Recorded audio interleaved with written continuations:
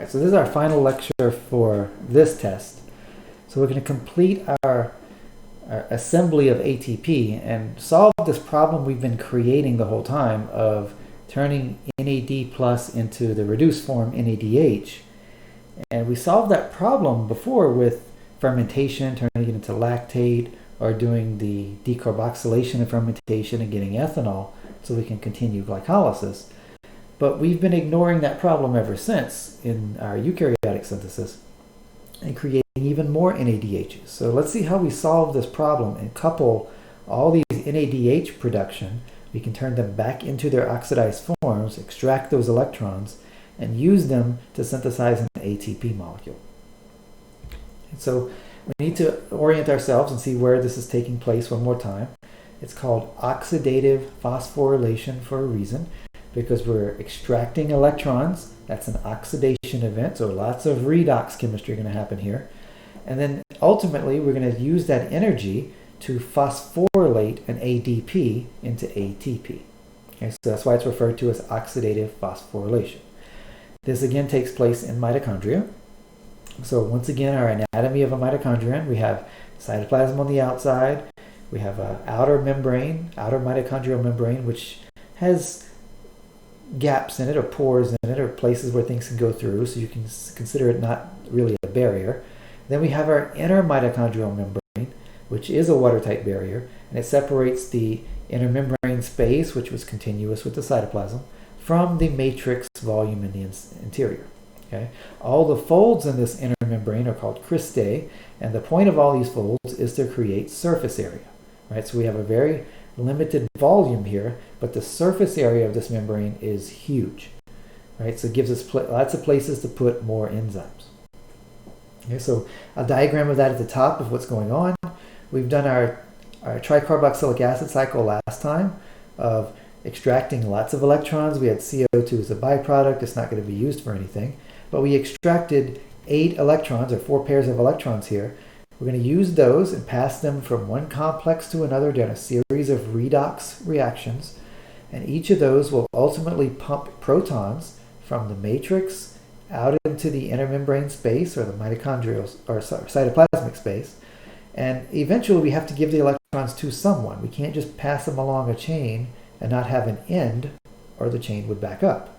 So we pass them to an electron sink, and that electron sink would be molecular oxygen. This is the reason you breathe in O2, and almost all the O2 you breathe in is used for this process and gets turned into water, and not CO2. Okay, so our electrons we extracted from the citric acid cycle are passed along a series of redox reactions. Right? These enzymes pass the electrons from one to another. In this process, we pump protons out of the matrix into the cytoplasm, and given eventually those electrons to O2 to get reduced to water. In fact, 2 water molecules. Okay?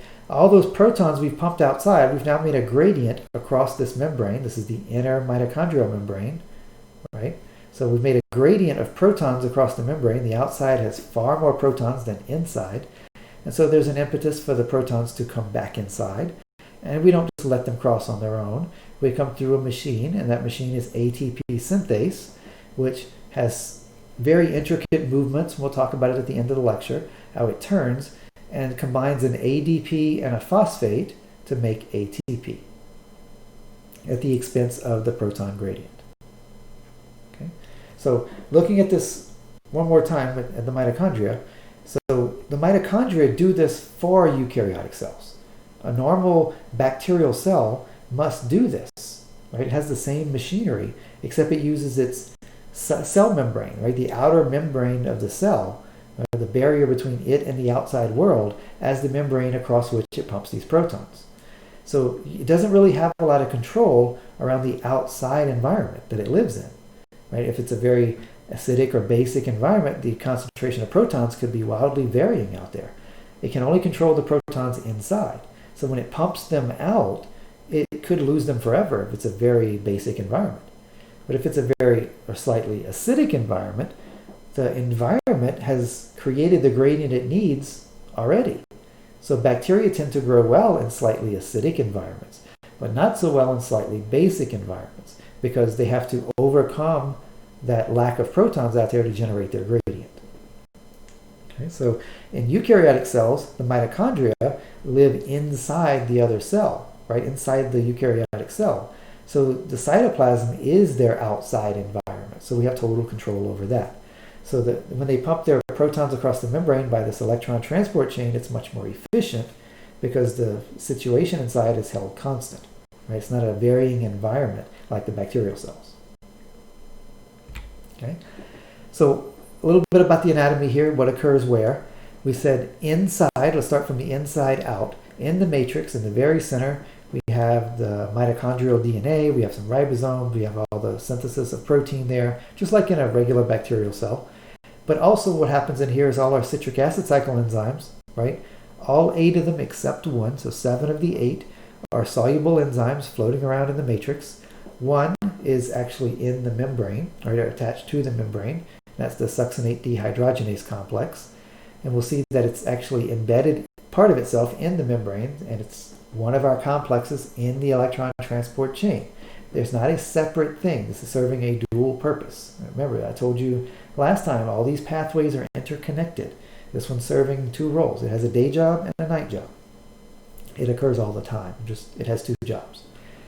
Okay? And then you have the inner membrane of the mitochondria, the mitochondrial inner membrane, the barrier shown in blue here in this picture. It's partitioning the cytoplasm or the inner membrane space from the matrix, right? So here's where we're going to find all the things that cross the membrane, like our pyruvate dehydrogenase complex and the succinate dehydrogenase complex. So this is the part that crosses the membrane. And then on the outside, you have the inner membrane space, which is continuous with the cytoplasm. They can exchange fluid with each other because of the pores in the outer membrane. So we can consider that membrane not really a barrier. It's just a rudimentary thing. Some things do happen there. We'll talk about it later, not on this test, but it's really not important to the process we're talking about now. Okay, so what happens here?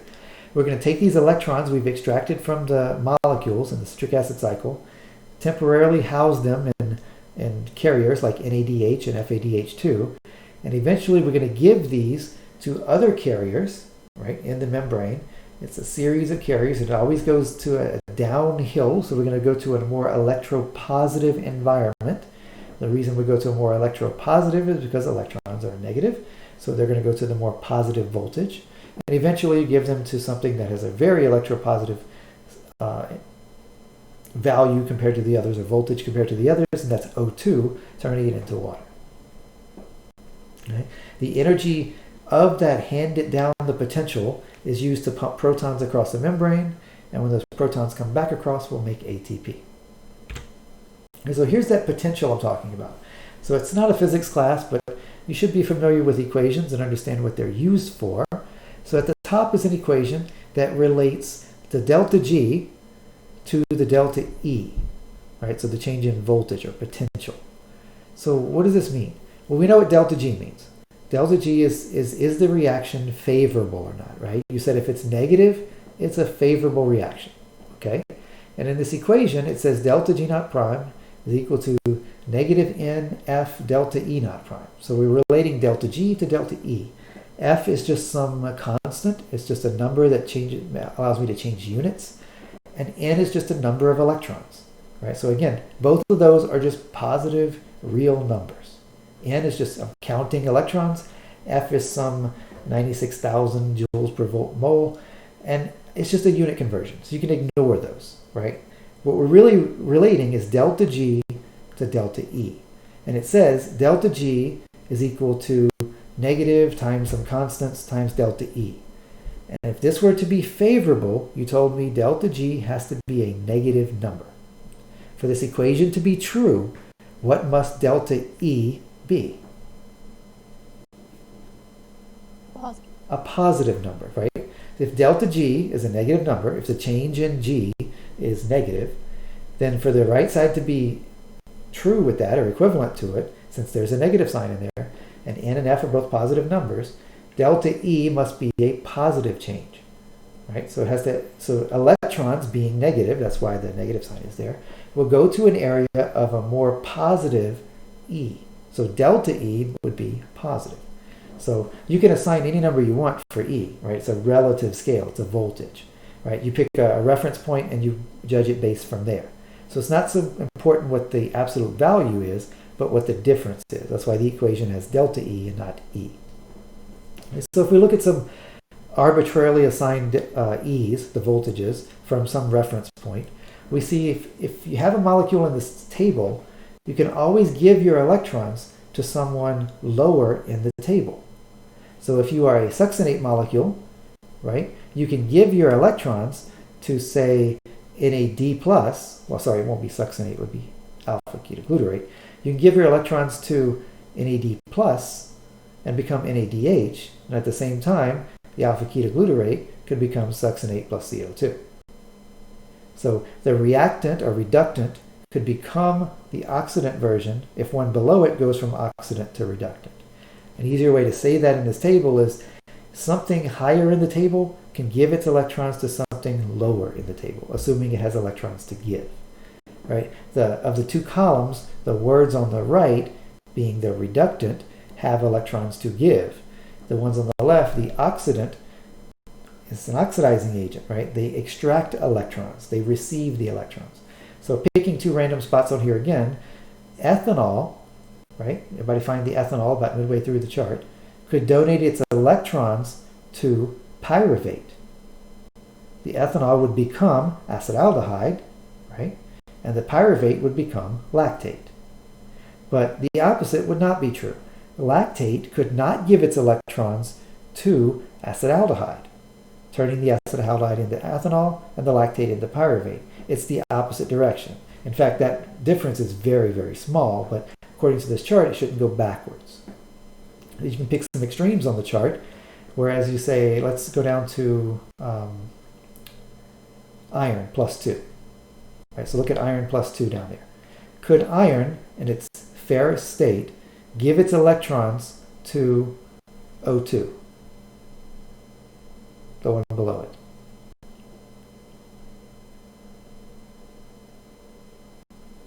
So could iron, in its ferrous state, or plus 2, give its electrons to O2, turning the O2 into water, and the iron losing its electron to iron plus 3, or ferric iron? Yes. Yes, because it's below it. Could iron plus 3, right, accept electrons, right, from water to become iron plus 2? No. No, that's going up the chart. Right, so you see how this chart works. You do not have to memorize this chart. In fact, we've been talking about it the whole time. All right, so if I had a molecule of NADH and FADH2, which of those two molecules, NADH or FADH2, has more potential energy in it in the form of these electrons? NADH or FADH2? Which one has more potential energy? I'm not asking you to count hydrogens, because I'm ignoring the hydrogens. That's just their names. They're each carrying a pair of electrons. NADH, Why? more negative. E. Right. It's a more negative potential. Right. It's higher in this chart. Right. It's more willing to release its electrons than FADH2 would be, because FADH2 is more electropositive. Both of them could easily give their electrons to, say, pyruvate, right? It's below both of them in the chart. But only NADH could give its electrons to, say, lipoate, but FADH2 could not. Right? So NADH is higher in the chart, so it has more potential energy. And you'll see when we do this that the energy in the NADHs has the ability to make more ATP than the electrons that are in FADH2. And it goes along with the idea that we required NAD to remove those electrons from the electronegative atoms, whereas if it were just a pair of carbons, FAD was fine because it's not as energetic. Right? That should make sense. Okay, so let's look at our electron transport chain. What's going to happen? So diagram on the right. Let's look at our players that are involved. The energy scale, the y-axis on here, is, again, it's an arbitrary assignment. It's a relative to some number. And it's the free energy relative to O2, right? So If O2 is a number, we're going to call it, minus 200 or something. These other numbers are relative to that, right? So the scale, just as you go down the y-axis, it's again, free energy is becoming more negative, so this is more stable. As you go up the axis, we could call it the free energy axis, or we could also call it instability, like we did before with our enzyme discussion. Okay, so it's the same units, kilojoules per mole. If you go up the scale, you're at a higher energy. Things are going to flow downhill. That's the idea. So what's going to happen here is we have NADH and FADH2. Both are harboring electrons for me. The protons are irrelevant. They're just along for the ride.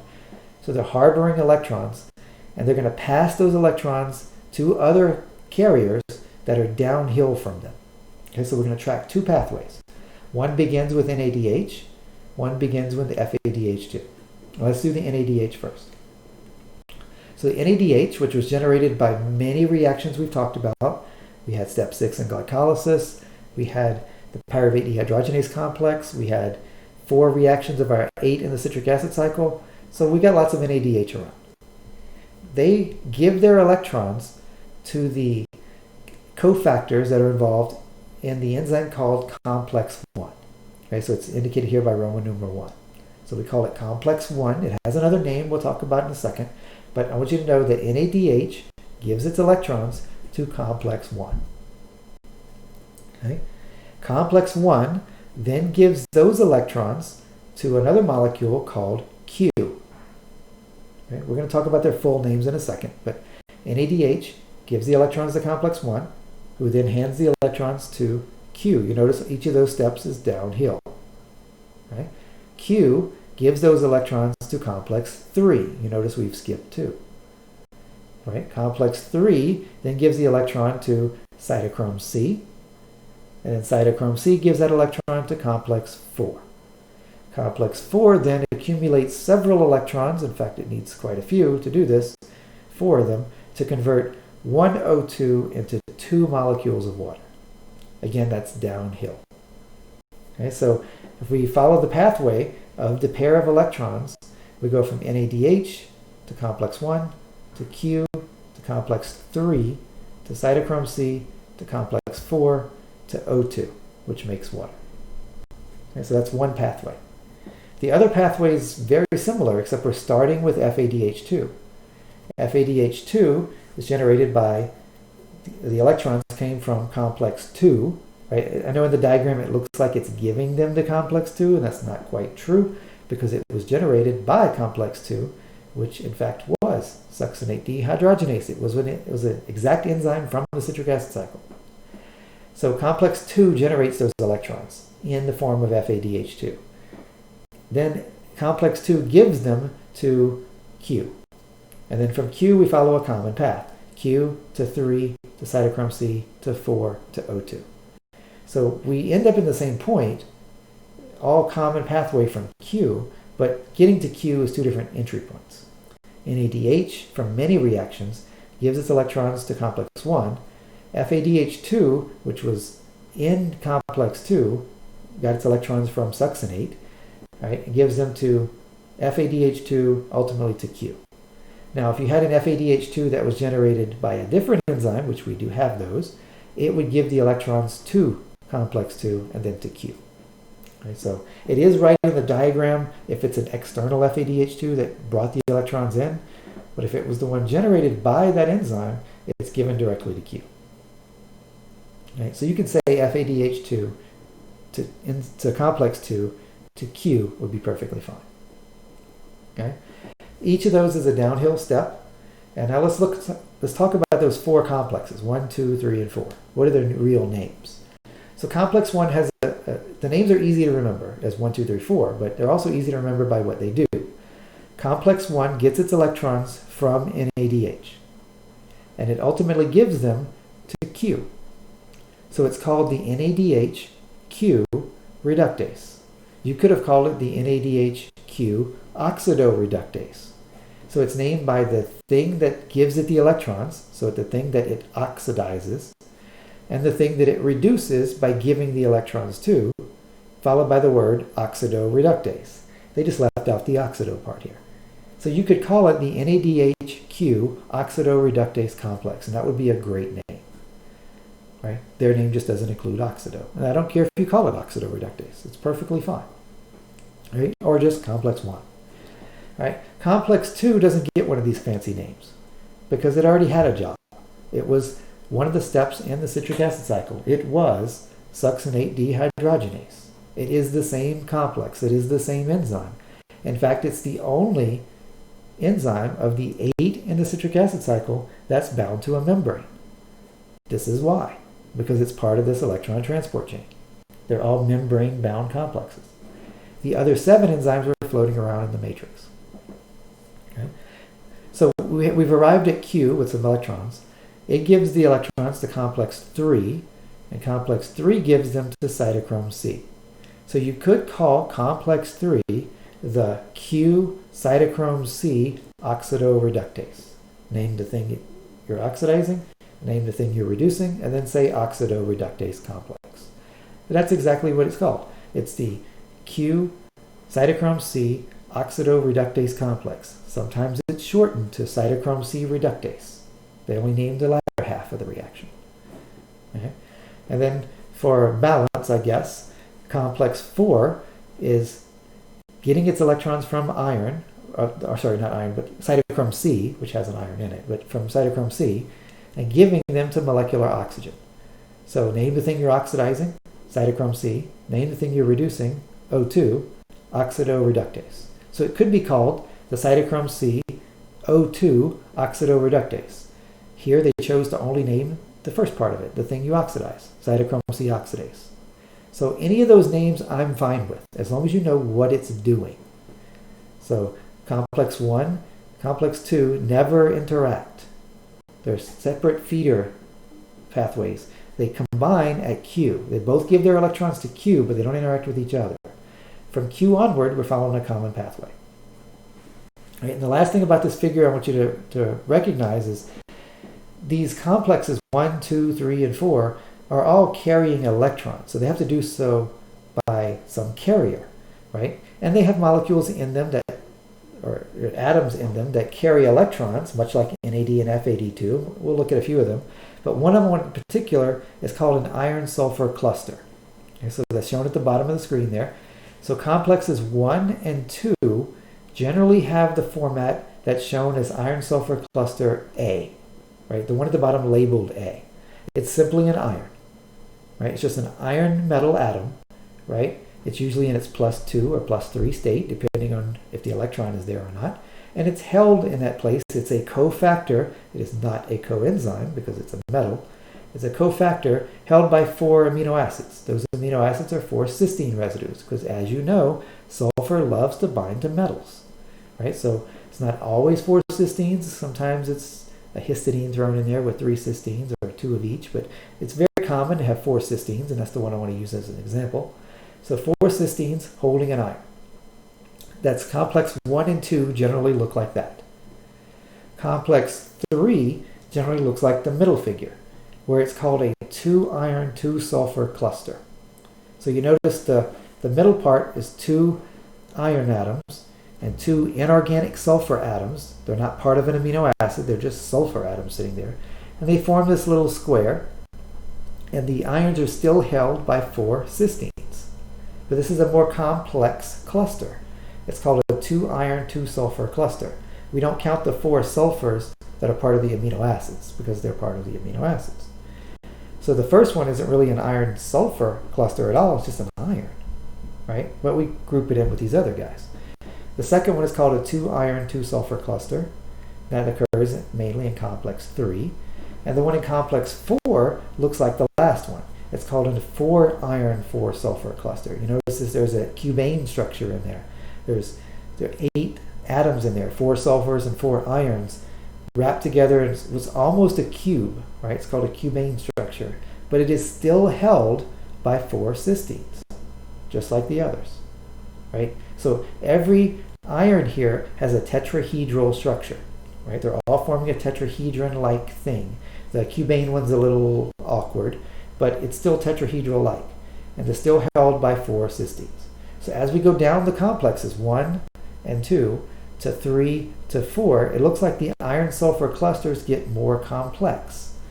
And this should make sense to you. It's a lot like resonance structures. These are going to carry electrons for me, and the more places I can put the electron, the more stable it is. So the more ions I have available, 1, 2, or 4, the more stable that electron is in that environment, thus lower on our y-axis up there. So as we build more complex clusters here, they're farther down the chain to cast the electrons in one direction. The electrons generally don't go backwards. But it's still held by 4 cysteines in every case. So don't think the number of cysteines has gone up. Okay. We have some others besides these iron-sulfur clusters. We have what's called heme components, much like the heme in hemoglobin. Right? It's almost identical structure. It's also used for carrying electrons. The heme in hemoglobin carries oxygen for me, but this one's going to carry electrons here. Okay. Right. A couple other ones. There's the heme at the top right. That's going to carry the electrons on that iron for me. That's another way to hold that iron in place. And then we also have one called FMN on the top left. Now, I think we talked about it briefly before, but FMN is a lot like FAD, where the F, A, and D stood for flavin, adenine, and a dinucleotide. Here it's just a flavin, no adenine, mononucleotide. The adenine is gone. So it's just just a half of FAD. It's just a flavin ringside. It can still carry 2 electrons and 2 protons like FAD does, but this thing is generally not very soluble in solution, right? So it's not floating around like FAD is. This is generally attached to the enzyme and stays there. So FMNs are like FADs, except they're kind of fixed to the enzyme. They don't go anywhere. Still considered a cofactor. Right? And then the last one are cofactors. We had that Q I kept calling, right? It's the middleman between complexes 1 or 2, right? And giving it to complex 3.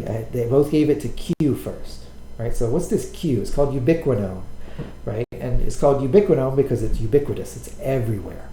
Right? Everybody has this. Every organism uses this. Right? It's also known as coenzyme Q, much like coenzyme A, but coenzyme Q doesn't carry carbons for me, it carries electrons. Much like the FMNs and FADs and NAD pluses and all these carrying electrons, coenzyme Q also carries electrons. In fact, everything here carries electrons. Looking at its structure, right? Looking at the structure of the Q here, or quinone, does this look water soluble?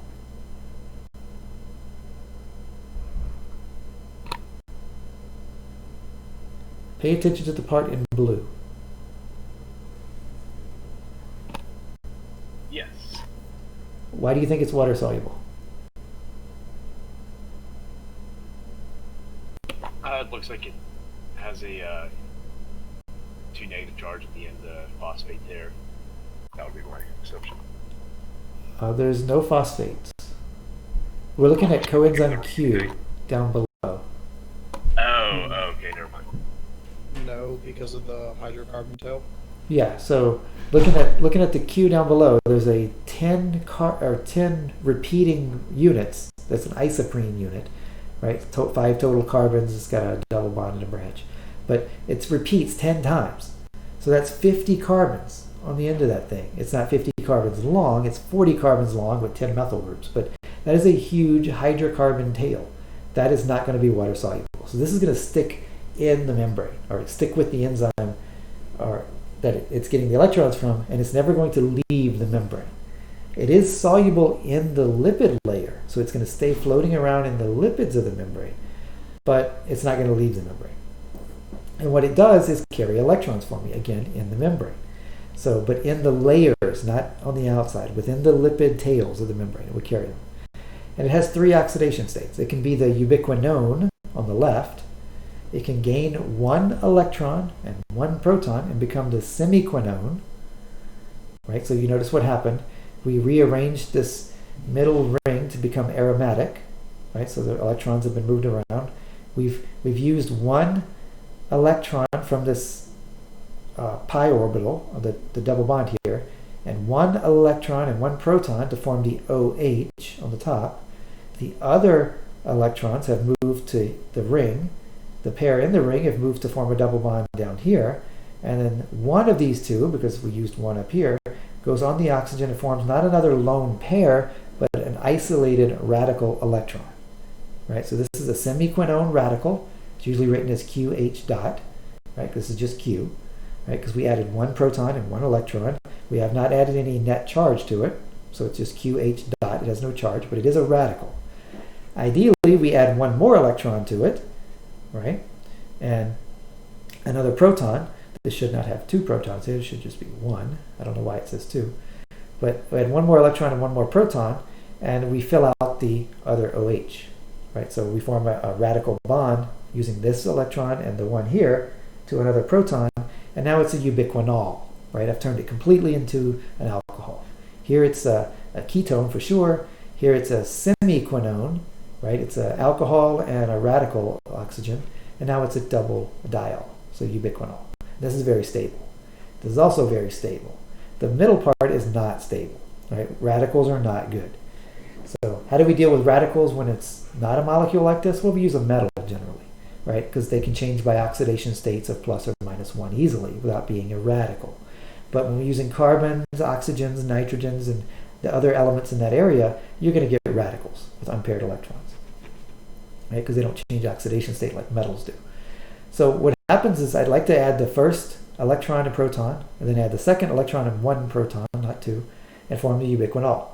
But if I escape halfway through and deprotonate, I'll get the semiquinone radical, right? So it'll deprotonate and form an O minus here with the radical, and this could cause some damage, right? So this is one downside of doing this kind of electron transport chain to get ATP is you have the chance of forming these radicals. Right, so we can have some oxidative damage if this is set free. And we'll deal with how that's handled in a few minutes. Okay. So looking at our complexes one more time, we have our complex 1, our NADHQ oxidoreductase written at the top. And then we have complex 3, that's our Q cytochrome C oxidoreductase. And then we have complex 4, which was our cytochrome C O2 oxidoreductase. And they again just called it cytochrome C oxidase. Right, that's complexes 1, 3, and 4 in the yellow boxes here. Complex 2 is the enzyme from the citric acid cycle. It's our succinate dehydrogenase. But we could also call it the succinate Q oxidoreductase because I take the electrons ultimately from succinate, give them to FAD to make FADH2, but then the FADH2 immediately gives them to Q, reforming FAD, so I can do it again. So FAD is just the middleman. So it's also a succinate Q oxidoreductase, if you want to call it that. The key here is of our 4 protons, or of our 4 complexes, only 3 of them pump protons across the membrane. Right? One already had a day job, so we're not going to use that one. Complex 2 does not. But complexes 1, 3, and 4 pump protons across the membrane. And that's important here. This is what's generating our proton gradient across the membrane. And as we pass the electrons down, moving electrons through machines is like a little current, if you want to think of that analogy. And the current of electrons flowing through these machines, 1, 3, and 4, are pumps that pump protons. It doesn't take a lot to pump a proton, so a pair of electrons does a lot of work. Right? It's not a very big current. But if you want to think of that as an analogy, that'll work. For the ones that are moving these electrons through, we pump protons across the membrane. So don't confuse protons and electrons, what they're doing here. So to get from complex 1 to complex 3, the electrons, to get from 1 to 3, I need some kind of ferry to get here. And Q is filling that role. Q stays in the membrane. It's lipid soluble. It's also ferrying electrons from complex 2 to complex 3. Okay? And then from complex 3 to complex 4, we play a different role. Cytochrome C is another carrier, but this one is water soluble. It's not in the membrane. It picks it up from the outside of the membrane and carries it over here to complex 4, right? And gives those electrons to it, and then goes back to get more. Okay, so complexes 1, 3, and 4 pump protons, not 2, and we have 2 soluble carriers in between, the first being Q, lipid soluble, and the second being cytochrome C, being water soluble, linking complexes 3 to 4. Okay, so same chart up here at the top, and I have a table at the bottom to help you visualize this. Okay? So let's look at complexes 1 through 4 and ask a question: from whom do they get their electrons? Where are they located? And to whom do they give the electrons? Okay, let's start at complex 1. So complex 1 gets its electrons from NADH. Where is the NADH? Well, it's in the matrix side, right? That's where the NADHs are generated, right? All those ones in the citric acid cycle, they're in the matrix. So it picks up its electrons from the matrix side. And it gives its electrons to Q. And be careful how you answer this one, because I sometimes get people on exams with this one. Think about it. NADH was on the matrix side of the membrane. Where is Q? Which side of the membrane? In the membrane? It's not on either side, correct. It's in the membrane. It's lipid soluble. Good, excellent answer. So don't try, I'm going to lead you to the answer. Don't follow me. You're going to fall off the cliff. Don't do that. So it gets it from the matrix side, from a soluble thing, and gives it to a lipid soluble thing, which is clearly not on a side, but in the membrane itself. Okay. Complex 2 does similar thing. It gets it from succinate, right, when we're turning succinate into fumarate.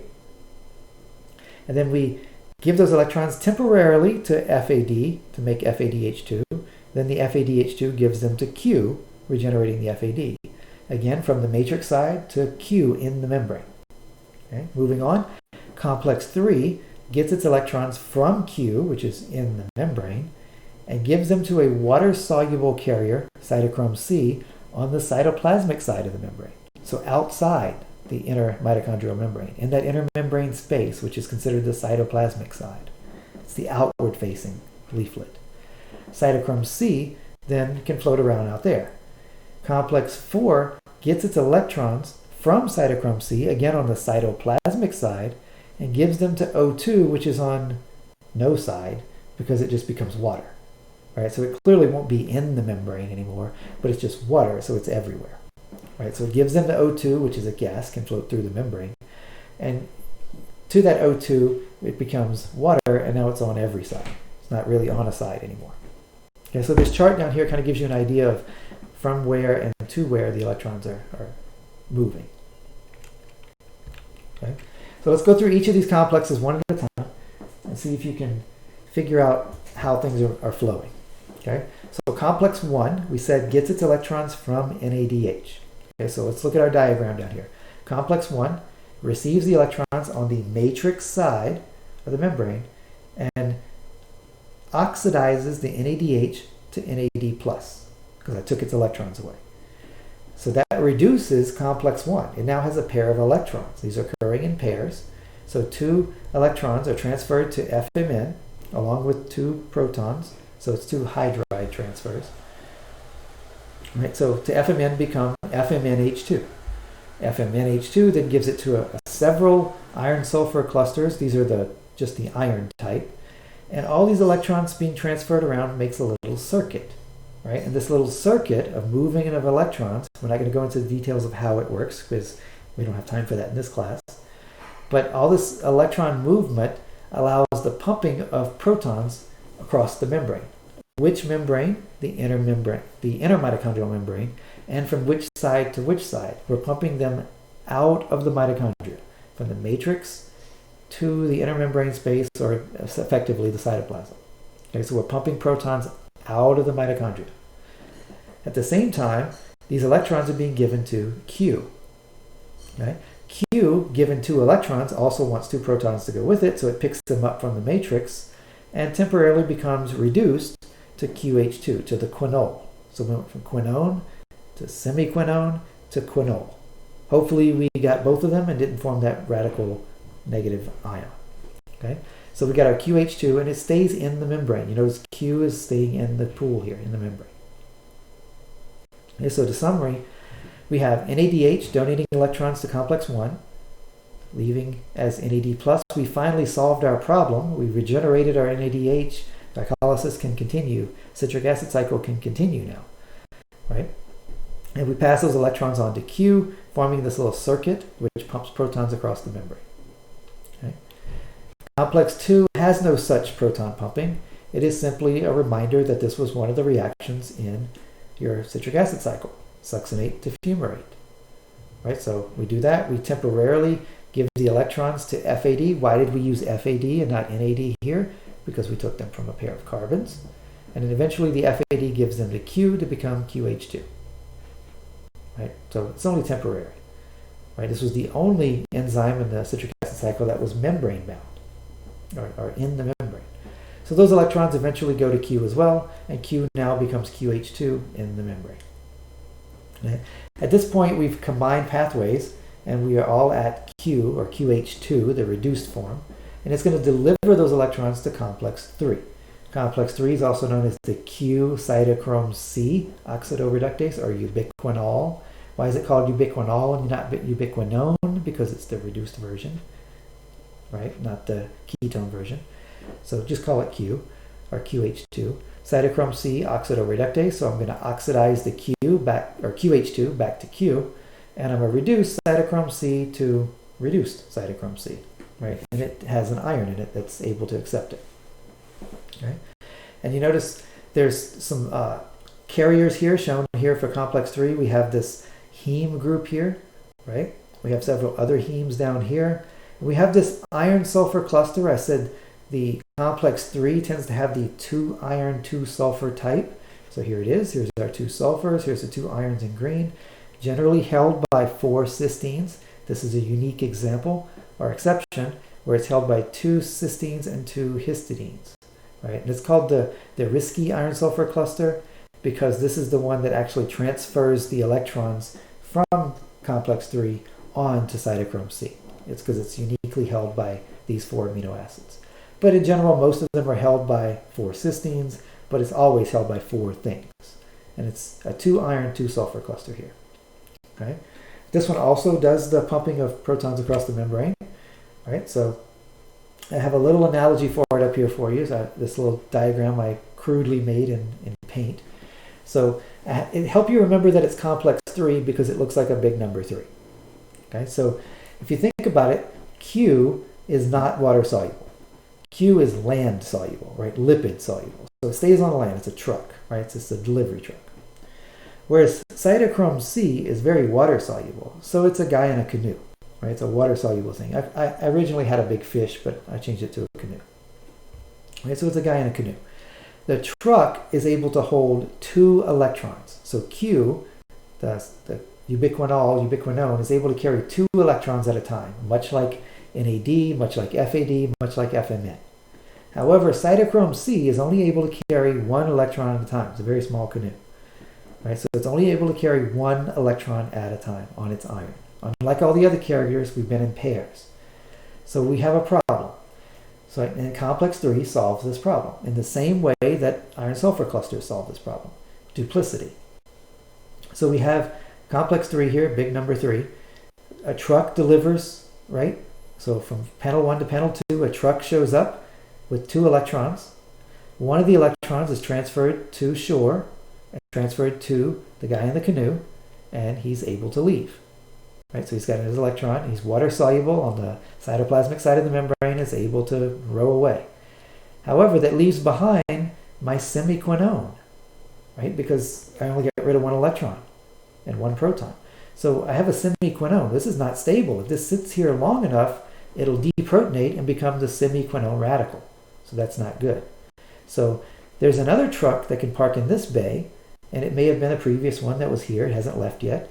But I can also put this electron in the other truck, or I can put it on shore. So there's plenty of places, in fact 3, diagram as 3, but there's many places on shore besides this one spot. And there's the 2 Qs that are docked in the truck's parking spots that can also temporarily harbor this electron. So the more places I can put this electron, the less likely it is to become a radical. So it spends its time in several places. I'm representing it by 3 here. So the guy in the canoe rows away and goes on and delivers his 1 electron to complex 4, which we'll get to next, comes back, and then picks up the other electron, right? And once he picks up the other electron and rows away, there's no electrons left. One of the 2 trucks can leave, and a fully loaded truck can show up with 2 more electrons. And we repeat the cycle. This is called a Q cycle. Because there's 2 places the truck can park, and only 1 electron can leave at a time with the canoe, this allows me to limit the occurrence of this quinone radical, because I'm giving the electron left behind that is not paired several places to occupy, and the more places I can put it, the more stable it is. Okay? So ultimately we have our guy in the canoe deliver 4 electrons, one at a time, to complex 4. Okay, it should be easy to remember that. So complex 4 again has some hemes with iron in them. It also has a 4 iron 4 sulfur cluster, right? And it's also got some other ones in here that have copper atoms, right? These aren't iron this time. This is a 2 iron, or say 2 copper cluster. It's held by 2 cysteines and a histidine and another histidine. Okay, so we have a pair of coppers, and copper is lower in the list than iron is. So it's an intermediate in complex 4 that can harbor an electron that cytochrome C just delivered in its canoe, go back and get another. It delivers a second one. Good, they're paired now. We don't have to worry about the radicals so much. But I need 4 total electrons to reduce oxygen, O2, to a pair of water molecules. So just because I get 2, I'm not done. I'll place those on the coppers for now. And I wait for 2 more to be delivered, one at a time again. When I have finally 4 delivered, I can reduce 1 O2 to 2 water molecules. Along the way, when we were moving these electrons from the trucks to the canoes, we also pumped some protons across the membrane, right? In fact, 2 of them. And down here at complex 4, I'm going to say we pump 2 protons out. And that means I pump 2 protons for the passage of 2 electrons, which we've been tracking from the start. Every time I say we're pumping something, I'm referring to I pump in response to a pair of electrons passing by. So in complex 1, we pumped 4 protons in response to a pair of electrons going through. In complex 2, we don't pump anything, right? But a pair of electrons could go through, but we don't pump any protons. In complex 3, when a pair of electrons has gone from the truck to canoe, then I say we pump 2 protons. In complex 4, I know the reaction doesn't take place until we get an accumulation of 4 electrons, but for every 2 electrons that go through there, I'm going to say we pumped 2. But we also consume 2 to make the water molecule. So we have a net movement of 4. All right, so that's shown better in this diagram up here. All right. The one from the book was actually inaccurate, and I had to do some modification here because they mislead you where the electrons are going. So here at the bottom again, we have the matrix side. The top is the cytoplasmic side or intermembrane side. NADH entering at complex 1, giving its electrons, FADH at complex 2. Right? Those electrons, a pair of them, pass through complex 1 that pumps 4 protons. It bypasses 2, of course, and goes straight to Q. Complex 2 pumps nothing. Pair of electrons goes to Q. A pair of electrons, whether it was from 1 or 2, it's now at Q, passes through complex 3 on the way to cytochrome C, that pumps 2 protons. Whether it's from 1 or NAD or FAD, it doesn't matter, it still pumps 2 protons here. Cytochrome C can only deliver 1 electron at a time, I know, but as we pass 2 of them through here, this should say half an O2, becomes a water molecule. We don't pump 4 protons, it's misleading. We pump 2 across, and we use 2 to make this water molecule.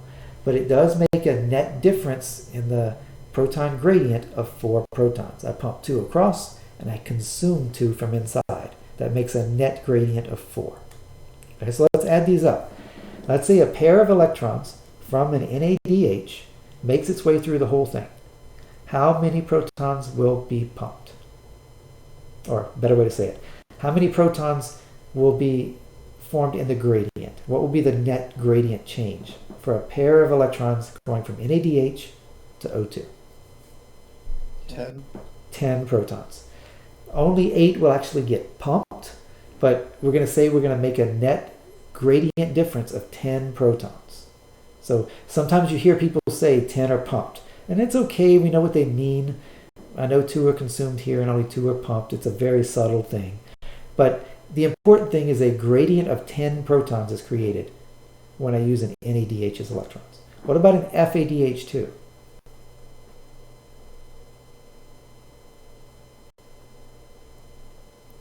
How many protons get added to the gradient for FADH2 pair of electrons? 6. Only 6. We don't use complex 1, right? And complex 2 doesn't pump protons. So we only get the 6 generated from complexes 3 and 4. Okay, so which of the two can make more ATP, NADH or FADH2? We said this when we had a chart earlier.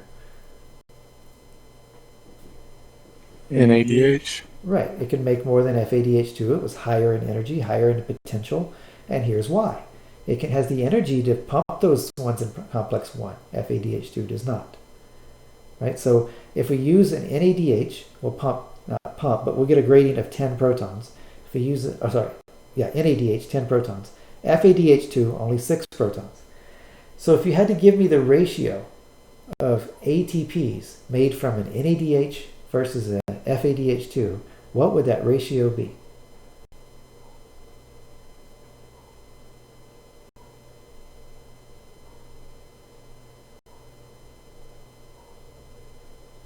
Five to 3. Right, you simplified it exactly. So it's a 10 versus 6, or a 5 to 3, or if you keep dividing, you can give it as a decimal if you like. But let me tell you how many ATP I get from an NADH, and then you tell me how many you would get from an FADH2. If I told you for every NADH that goes through this thing, and it gets the 10 proton gradient, I can make 2.5 ATPs on average. So 10 proton gradient gives me a 2.5 ATP production on average. How much would an FADH2 generate on average? It's a simple proportion. 1.5. 1.5, exactly. Because it's 2.5 from every 10, so 1.5 from every 6. Simple proportion. So FADH2 can generate roughly 1.5 ATPs, and NADH can generate roughly 2.5. So going back to the elementary description of glycolysis that you probably got in high school and freshman courses, they said the most important thing you got out of it was those 2 ATP, which is not true. In fact, the very 2 NADHs you get out of it in step 6 are worth how much?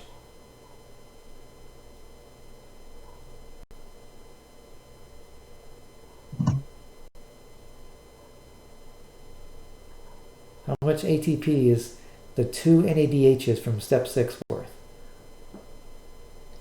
5 ATP. 5 ATP right there. So by far more important than the 2 ATP you get out of it. And then the pyruvate, of course, is worth way more than all of those because we use it to generate even more NADH in the subsequent PDH and citric acid cycles. Right? So don't think just those 2 ATP are important. They are, but it's easy to count those 2. Whereas the other 30-something ATP you can get out of a glucose aren't so defined. If someone tells you it's exactly 32, or if someone says it's 28, and someone says it's 26 or 30, don't believe them. Right? Because the 2 from glycolysis are stoichiometrically correct, but the others are not. It's because you're feeding a mechanism by making a proton gradient, and then you're depleting that gradient in order to make your product. Well, it leaks. The protons don't always come back across in stoichiometric amounts. You have other problems. It leaks. It's like having a bicycle, right?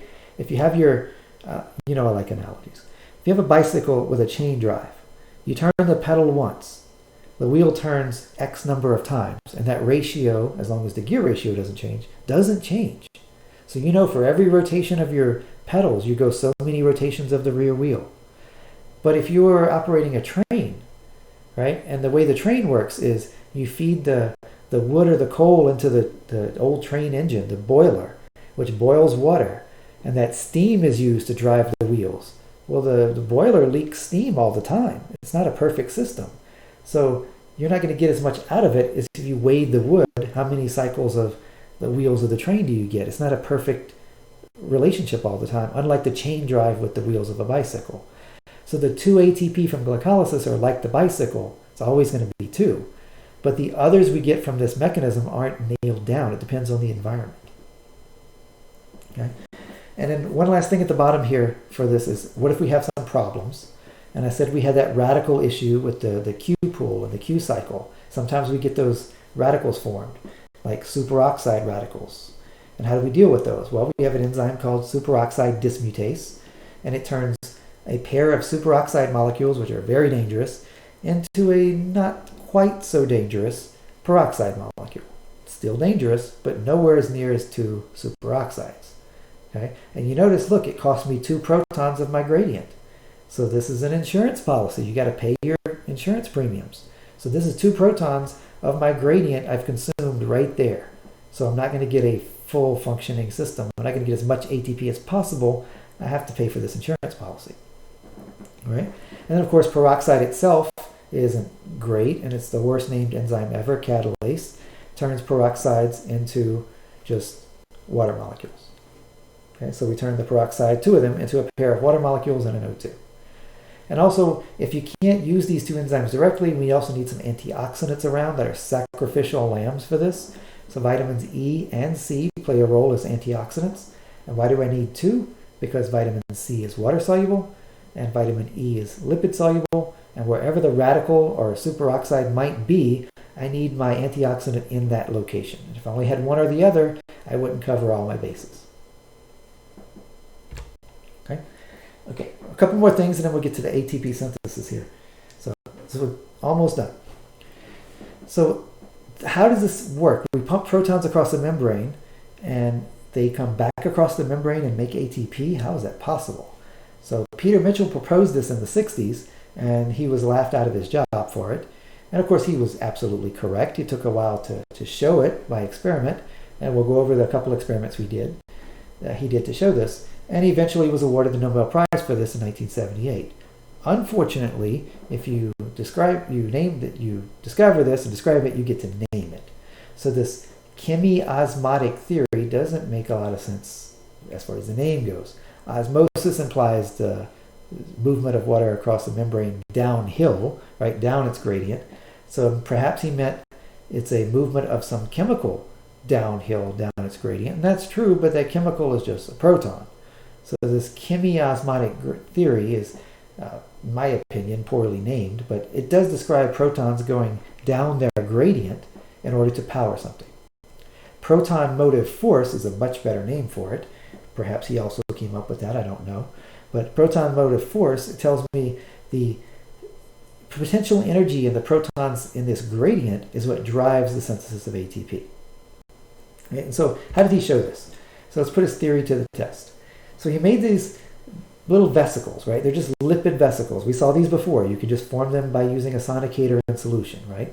And in this little lipid vesicle, there's no pores or anything, so it just captures a solution inside. So the solution inside is separate from the solution outside. And in the membrane of this vesicle, we put what's called bacteriorhodopsin. We've seen this before. All right, we talked about it's one of your 7 transmembrane proteins. It takes photons of light as the ligands, right? So it uses photon energy to pump protons across the membrane. Very simple. So imagine a vesicle here with just these bacteriorhodopsin molecules in it, and they're sitting in solution, and the thing's in the dark, nothing happens. And then you turn on the light, right? And it's the right wavelength that this bacteriorhodopsin is receptive to, and you should see protons pumped in. And if we had a little pH probe we could put inside the vesicle, we'd see that the pH was dropping, right? It's becoming more acidic. And on the outside, since it's such a bulk, we probably wouldn't see much of a change, but it should go down in proton concentration slightly. Next he put the bacteriorhodopsin in the vesicle, and at the same time he put ATP synthase in it, right? So ATP synthase in the vesicle as well. And so now in the dark, nothing happens. If you turn on the light, we know protons are pumped in, and the ATP synthase takes advantage of the extra protons inside in this experiment and lets them come out, and it turns the ATP synthase mechanism and makes ATP. How did he detect the ATP out there? You could use an enzyme that consumes ATP and makes a colored product, and the solution outside suddenly becomes colored. But if you turn the light off, this stops. And if you turn the light back on, it continues again. And we know already from other experiments that he did that the light powers the bacteriorhodopsin, clearly making more protons move inside. So the protons themselves must be powering the ATP synthase, because if you remove the bacteriorhodopsin and just shine light on the ATP synthase, nothing happens. So it's clearly coupled. Either both reactions happen or neither happens. So we pump protons across the membrane and we let them come back across to make ATP, or we do neither of these things. So the proton gradient remains constant. It's not really changing very much. The protons we're pumping out are at the same time being let back in, consumed to make ATP. And this is a continuous process. If it's interrupted, those mitochondria effectively stop from producing ATP and the cell will die. Okay. So let's look at how those protons come back across. This is our last topic, ATP synthase. So it's in the membrane. You notice all the components on the right. I'm not going to read all this text to you. So if you look at the picture on the right, we've crystallized lots of the components, but look at the diagram. So I want you to look at several parts of it. We can imagine part of the ATP synthase is embedded in the membrane completely. It crosses it all the way across. That's those blue cylinders and the purple cylinder. And then we have part of it called the F1 knob, right? It sticks off out of the membrane, right? It's attached to the rest, but it's kind of sticking out of the membrane. The F1 knob is sticking out, and the F0 is kind of a stalk that's embedded in the membrane. It goes all the way across. Okay, so we have those blue cylinders and the purple cylinder called C, the C ring, the C proteins, and the A protein, the purple cylinder. Then we have a few other parts here. We have a B2 proteins, also in purple, attached to a delta purple protein. It kind of looks like it's connecting the two parts. We have a epsilon in green, which we're not going to talk about at all. And then we have this alpha-beta pair at the bottom, the yellow and the orange. And there's 3 alphas and 3 betas down there that make this hexagonal shape. And then the really important protein in the center, that reddish-looking or pinkish-looking gamma protein that's embedded in between the alpha and beta subunits. Okay? So I'm going to use another analogy here, and if you're an engineering student, these will make sense to you. If not, I'll try to explain it in terms that do make sense. If you think of the A protein, the purple A protein, if you've ever been to the zoo or in a government building or in a fancy hotel, or maybe not so fancy hotel, they have these turnstiles that you walk through, and generally they spin in one direction, right? And the bars kind of go through other bars that prevent you from walking that way, so you can only go in or out, and it only turns one way. Hopefully you guys know what I'm talking about, those little unidirectional turnstiles that let you go through. That's kind of what the A protein and the C ring of proteins is. A only lets those things flow by in one direction. Okay, so A is like a cylinder with a groove cut out of it. And the groove is just enough to fit one of those C rings or a couple of those C rings, C proteins, those cylinders. So they spin. The C ring rotates, and as it rotates, several of them fill in the gap of the missing piece of the A protein. Okay, and I have an animation of this to help you see it. Okay? And the top part of the A protein, there's a channel that's open to the outside. You notice it's showed as a little white clearing there. And in the other side of the A protein, there's a channel that opens to the inside. But the two channels are not connected. It's like making a canal across, a barrier, but the canal is in two parts and they don't connect to each other. However, if you were to come in from the top and come down this top channel, right, you could, and you are a proton, you could hop a ride on one of these blue cylinders, make your way all the way around the ring, and then get out through the other channel. But you have to make the ride all the way around. So the protons, as they're trying to come across this membrane, turn the C ring, right? So the proton gradient, the chemical gradient of protons, the energy in that is used to turn a mechanical device, a C ring of proteins, which literally spins. It turns into a mechanical motion. The gamma subunit underneath, the one in the pinkish color there, is attached to the blue C rings, and it rotates with them. And if the B2 protein was not present, the A and B rings, alpha and beta rings, would rotate with them as well. So the B2 is acting as a stator arm, right? And in engineering, a stator arm is something that's like bound to something else to prevent it from moving, right? So what the B2 stator arm is doing is connecting the A proteins at the top to the alpha beta proteins at the bottom through the delta. You can think of it as a piece of glue. right? So the alpha beta do not move. They do not rotate. The only things that rotate in this whole machine are the C protein ring and the gamma protein, right? And the epsilons along for the ride. But the alpha and beta ones do not move. So therefore the gamma subunit rotating with the C rotates inside the alpha and betas and it pushes on them. And that's the idea. Okay, so if you were to take this thing and look at it from the bottom view. So imagine you're standing at the bottom of the slide here and looking up at the alpha beta subunits, right? You see the group of 6 of them, 3 alphas, 3 betas, and you're looking up at them where the membrane is behind them. And that would be this view here, right? So you're looking from beneath, you see the 3 alpha beta subunits here. So one of them in clear and the other in the colored, alpha and beta alternating. And then in the center, you see that gamma subunit.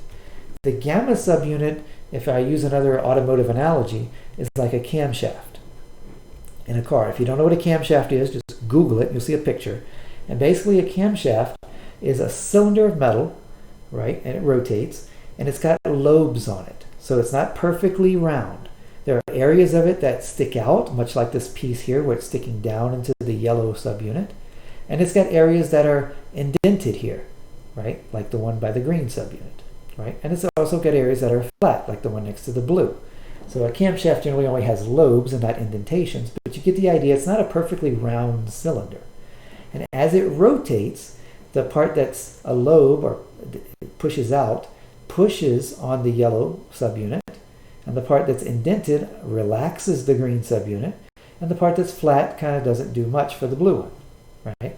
But as this gamma subunit rotates, if you go back to the previous slide, if the gamma subunit's rotating with the C ring, and the alpha and betas are not allowed to rotate because of the stability provided by this B2 stator arm, then it rotates inside of them, and it pushes on them because of these lobes and indentations. So each of these colored subunits, the yellow, green, and blue, are all identical, right? It's the alpha subunit. But whether it's being pushed on or allowed to relax is how we make the ATP. So when it pushes on the subunit, it literally pushes the ADP and the inorganic phosphate close enough that they don't want to be 2 individual molecules anymore, and it forces them to form the covalent bond. So we've turned mechanical energy into pushing 2 negative charged things together so well that they form a covalent bond. And now that energy is stored once again as a chemical bond in the form of ATP. Right? So when this conformation changes, right, it makes the ATP, but the ATP is stuck in there. It doesn't want to leave. So when it turns once more, it gives it the indentation part of it, not the lobe, but the part that's kind of relaxing that area. It changes the affinity the enzyme has for ATP from 10 to the minus 12 molar to 10 to the minus 5 molar. That's 7 orders of magnitude, or 10 million times less likely to hold on to the ATP. So it lets it go. And then, of course, it turns again, and we have our flat side facing it, and that allows the ADP and phosphate to bind, and it turns once again, and we compress those together and make yet another ATP. And all that compression and chemical proximity is how this thing works. So it turns chemical gradient energy into mechanical rotational energy, into pushing 2 things together that don't want to be close to each other, and finally back into a chemical bond energy. And it's nearly 100% efficient. That's amazing. Your car at most is 20% efficient, right? Turning chemical energy into mechanical energy, right? So this is very, very efficient assembly. And it has 3 active sites. At the interface between the alpha and beta subunits here, you notice there's 3 active sites, but only one of them at any time is making ATP. So if I were to go back to this picture and ask you, as the C ring of cylinders rotates, and it goes all the way around, how many ATPs would I make? If I make a full turn, 360 degrees, how many ATPs will I have made?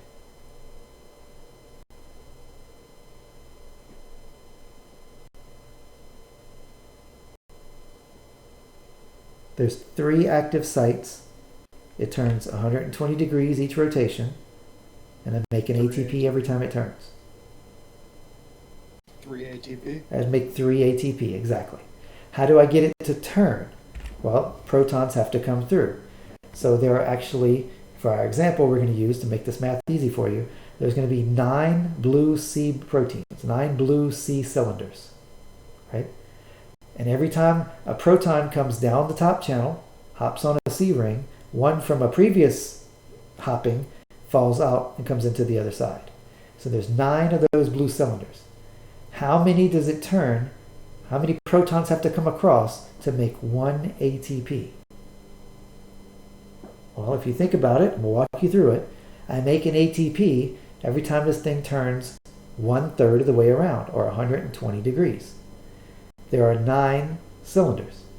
To turn 1/3 of the way around would use 3 of the 9 cylinders, 1/3 of the cylinders. And that would require 3 protons to come across. So that's why I wrote in big red letters here, 3 protons come across the membrane for every ATP I make. So it requires 3 protons coming across. It puts some tension in that gamma subunit. It doesn't turn evenly. The blue cylinders are turning, but it's compressing the gamma subunit. Remember, it's made of proteins, right? It's this piece at the top left. It's a bunch of alpha helices. It puts tension in them. And when you get that 3rd proton coming across, it snaps around 120 degrees, which allows this thing to make the ATP. So think of it as a winding up a spring. And then when I get that 3rd proton, it snaps 120 degrees, and 1 ATP is made. And then we build up tension again with the next 2 protons. And with the 3rd proton again, we snap another 120 degrees. Okay. So here's a little video, if you click on that link, showing you how this works. But this is looking at those 2 subunits again. The turnstile with the blue cylinders that turn through it. They're very simple. They're just a pair of alpha helices with an aspartic acid in there. So if you can imagine from the outside, there's more protons than there are in the matrix. We generated that gradient. They come down the first one, bind onto a blue cylinder, hop a ride around. And as they're riding around, every time this thing turns 1/9 of a turn, a proton comes in and a proton leaves. And it can keep turning clockwise like this until my proton gradient is depleted. And then it has no reason to turn anymore. There's no concentration gradient of protons. But we're going to keep maintaining that gradient through the electron transport chain as long as there's a supply of glucose and a supply of oxygen. We can keep doing that, and we'll keep making ATP. Right? But that aspartate is important because it's one of our amino acids that can be protonated or deprotonated. Right? So the proton can hop on, it becomes aspartic acid, rides around, and when it gets to the other side, when it finally comes out, it becomes aspartate again. And it flows to the next spot, it picks up yet another proton, it has to ride all the way around to get out. And because it has to ride around to get out, this thing keeps turning. That's the whole point. And if it keeps turning, we keep making ATP. Okay, so here's the diagram showing that. Once again, we pump the protons out. I know this looks like in, but pay attention to the inset. This is actually outside.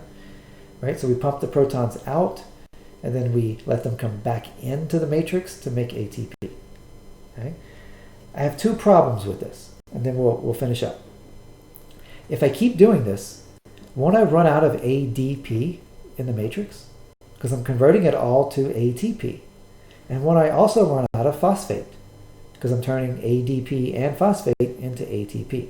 So let's solve those 2 problems. I need more ADP in here, and I need more phosphate. So we have what's called an ADP-ATP transport. Okay?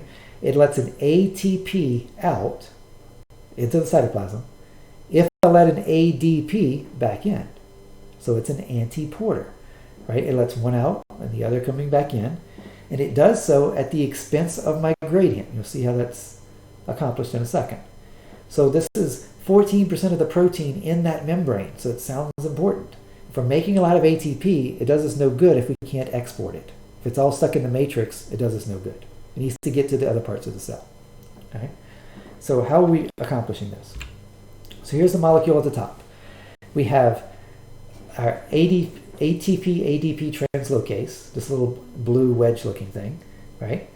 And in step 1, ADP binds from the cytoplasmic side, right? Binding in the pocket. The translocase flips over. ADP is now free to go into the matrix. ATP can then bind in that pocket from the matrix. It flips over, and ATP is free to go into the cytoplasm. And this can repeat over and over and over. How is this powered? And don't say by ATP hydrolysis, because then what would be the point? Right? So it can't be that. So it has to be powered by something else. So it's powered by my gradient. So let's think about it. I have an ATP that's going from the matrix to the cytoplasm. ATP has a charge of -4. So I'm taking a -4 thing from the matrix to the cytoplasm. ADP has a charge of -3. And I'm taking it from the cytoplasm into the matrix. So effectively I'm moving a -4 thing out and a -3 thing in. That's equivalent to just moving a -1 charge out. Agree? Because -4 out and -3 in, that's just like a -1 out. But a -1 out is equivalent to putting a +1 in. Or you can think of it another way. If I send a -1 out, it's going to consume one of my protons out there. So this depletes my gradient. Remember, the protons are more abundant outside than in the matrix because we pumped them all out. So I deplete my gradient by 1 proton to ship this ATP. So thinking back, to make the ATP using ATP synthase cost me 3 protons of my gradient across the inner mitochondrial membrane. And then for shipping and handling purposes, I got to pay 1 more proton. Because to get the ATP out, I have to consume 1 more proton of my gradient effectively. So assembly, if you buy an ATP through the mitochondria, you pay 3 protons for assembly and you pay 1 for shipping and handling to get it to the matrix, or from the matrix to the cytoplasm. We'll see later when we do photosynthesis that apparently chloroplasts have Amazon Prime and they don't pay shipping and handling charges. But mitochondria do not. They pay shipping and handling. And then lastly, we had to get phosphates, right? I figured out my ADP and ATP problem, but I need more phosphates imported as well. So I need to get some more phosphates into the matrix. So we have this Rube Goldberg machine down here where it says, okay, I pump an ATP out if you give me an ADP in. We just talked about that one. But I need a phosphate. So we have this transporter, this antiporter, that says, okay, I'll give you a phosphate if you send me a malate. Well, that's not going to be very effective if I lose all my malate. So I'm going to need some malate now. So the cytoplasm says, okay, we'll send you some malate if you give me a citrate.